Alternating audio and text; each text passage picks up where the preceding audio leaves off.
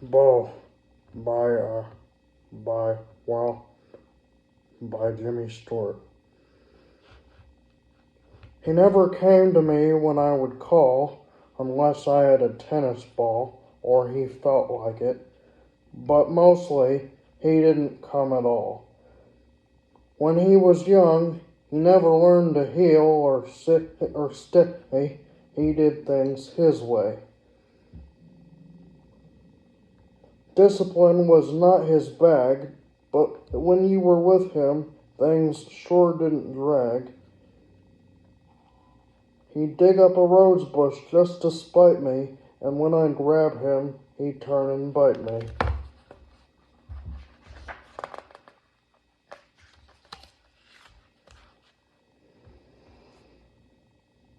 He bit lots of folks from day to day. The delivery boy was his favorite prey. The gas man wouldn't read our meter. He said we owned a real man-eater.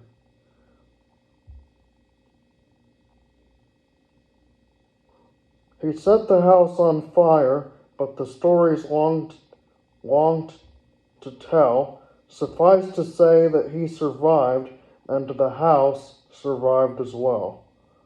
On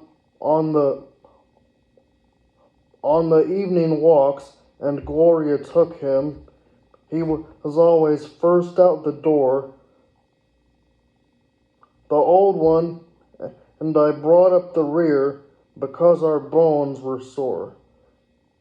He would charge up the street with Mom hanging on. What a beautiful pair they were.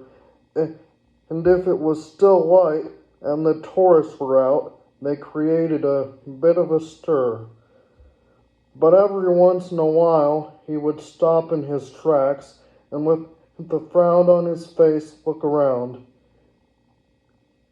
It was just to make sure that the old one was there and would follow him where he was bound.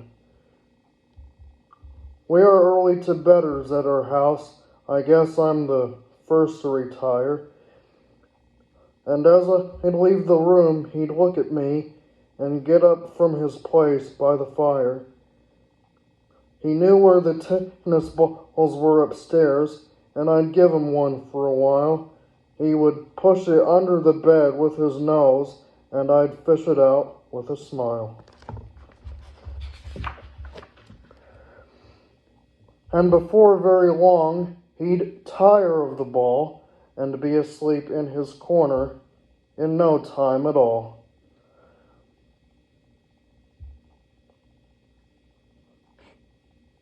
And there were nights when I'd feel him climb up on our bed and lie between us, and I'd pat his head.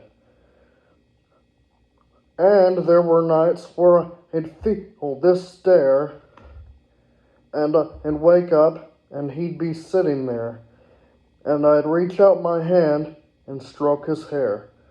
And sometimes I'd feel him sigh, and I think I know the reason why. He would wake up at night, and he would have this fear of the dark, of life, of lots of things, and he'd be glad to have me near. And now he's dead. And there are nights when I think I feel him climb up on our bed and lie between us, and I pat his head. And there are nights when I think I feel that stare, and I reach out my hand to stroke his hair, but he's not there. Oh, how I wish that wasn't so. I'll always love a dog named Beau.